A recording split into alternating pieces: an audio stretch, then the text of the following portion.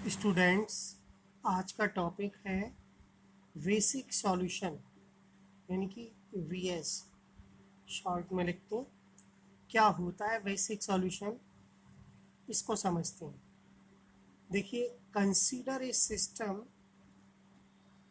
A X equal to V of M equations in N unknowns, जिसमें N greater है M से। Then देखिए, फिर से समझते हैं इसको। A X equal to V, ये क्या है, इक्वेशंस दी हुई हैं और ऐसी एम इक्वेशंस होंगी जिनमें एन अननोन्स होंगे। अननोन्स आप लोग समझते हैं, वेरिएबल्स, जैसे x1 x2 x3, वो क्या है, एन होंगे। और इक्वेशन कितनी, और एन ग्रेटर देन एम, इसका मतलब है कि जो वेरिएबल्स हैं या हम कहें अननोन्स हैं, वो ग्रेटर हैं यानी ज़्यादा हैं इक्वेशन से।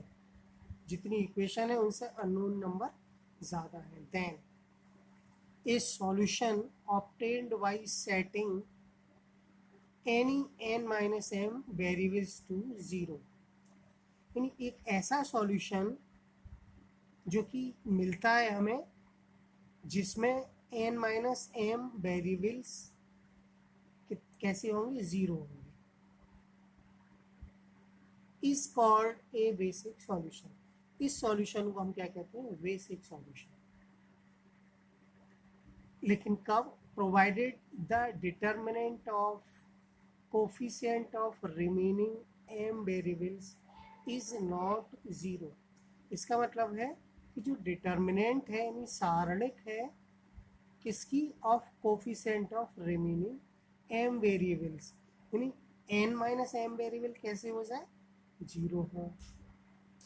एन माइनस एम, टोटल कितने हैं variable, N, N minus M variable zero हो और एम वेरिएबल की जो कोफिशिएंट से बना हुआ डिटर्मिनेंट है उसकी वैल्यू कैसी हो, नॉट ज़ीरो, यानी ज़ीरो नहीं हो।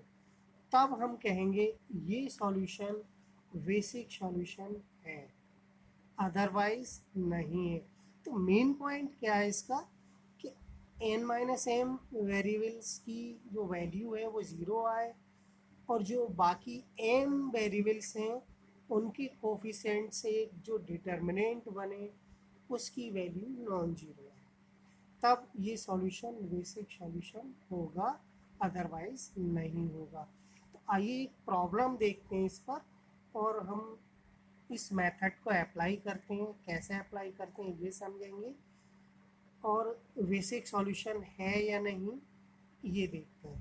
क्वेश्चन क्या है वो पढ़ लेते हैं। Show that solution x1 equal to 1, x2 equal to 0, x3 equal to 1 and z equal to 6 to system of equations. Equation का सिस्टम ये दिया हुआ है जिसमें दो इक्वेशन है, xi ग्रेटर देन और equal to 0। xi means x1 x2 x3, i एक जनरल इंडेक्स लिख देते हैं हम जिसमें i की वैल्यू 1 2 3 जितने वेरिएबल हैं उतनी होती है। विच मिनिमाइज z के लिए ये ऑब्जेक्टिव फंक्शन दिया हुआ है, इज़ नॉट बेसिक। मतलब इस सॉल्यूशन को हमें प्रूफ करना है कि ये सॉल्यूशन बेसिक नहीं है। तो आइए समझते हैं, ये हमने मेथड बताया और इसका प्रोसेस क्या है ये एग्जाम्पल से हम समझ लेते हैं। तो हम यहाँ देखते हैं। देखिए, सबसे पहले हम ये देखेंगे कि इसमें वेरिएबल्स कितने हैं, यानी अननोन्स कितने हैं। x1 x2 x3, तो थ्री अननोन है, x1 x2 x3, तीनों की वैल्यू हमें गिवन है। तो यहाँ पर n कितना हो गया, देखिए यहाँ लिखा है here unknowns n equal to 3। Okay, number of equations m equal to 2। तो हम ये देख लेते हैं इक्वेशन कितनी है हमारी गिवन, 1 इक्वेशन 2, m कितना हो गया 2। हमने फॉर्मूले में वहाँ बताया है डेफिनेशन में कि n जो है अननोन नंबर होता है और m नंबर ऑफ इक्वेशंस। तो यहाँ हमने देख लिया क्वेश्चन में कि n यहाँ पर 3 है और m 2 है। अब हम ये देखेंगे कि n माइनस m जो वेरिएबल्स हैं उनकी वैल्यू 0 होनी चाहिए। चेक करते हैं। देखिए n कितना है 3, m कितना है 2, तो 3 माइनस 2 कितना हो जाएगा 1, यानी कि 1 वेरिएबल इज 0 होना चाहिए। इसके लिए बेसिक सॉल्यूशन के लिए दैट इज, देखिए यहाँ हम क्वेश्चन में देखते हैं कि हमारी जो वैल्यू दी हुई है x1 की 1 दी हुई है, x2 हमारा एक वेरिएबल 0 दिया हुआ है।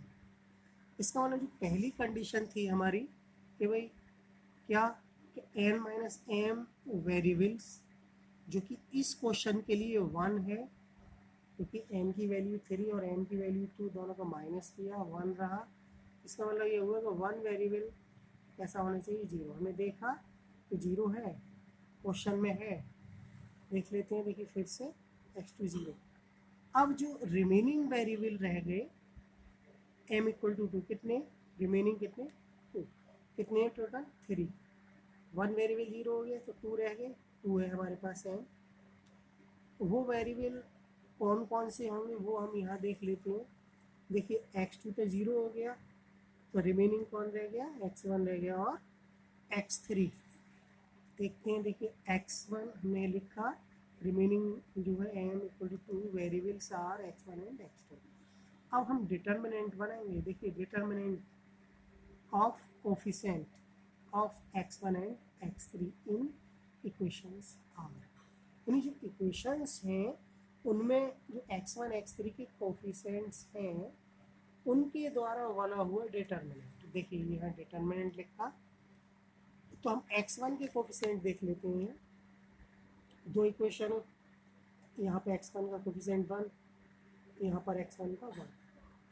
x3 का देखते हैं, क्योंकि x2 का नहीं लेंगे क्योंकि x2 0 है, क्योंकि 0 वाला जो वेरिएबल है वो n माइनस एम में है और रिमेनिंग m है, तो ये और ये रिमेनिंग है। x3 यहाँ भी कोफिशिएंट बना, इसका मतलब जो डिटर्मिनेंट बना वो x1 के कोफिशिएंट हमने ये लिख लिए 1 1, x3 के ये लिख लिए। इसको सॉल्व किया, यानी डिटर्मिनेंट वैल्यू निकाली, और वो हम जानते हैं 1 की 1 से मल्टीप्लाई, 1 और 1 की 1 से क्रॉस मल्टीप्लाई करने के बाद माइनस कर देते हैं। ओके, 1 इंटू 1 1, 1 इंटू 1 1, बीच में माइनस 0। देखिए यहाँ 0 नहीं होना चाहिए। डेफिनेशन में आप देख सकते हैं डिटर्मिनेंट वैल्यू 0 नहीं होनी चाहिए। किसके लिए बेसिक सॉल्यूशन के लिए, जबकि हमारी कितनी आई है 0 होनी कितनी चाहिए non zero. Therefore solution is not basic.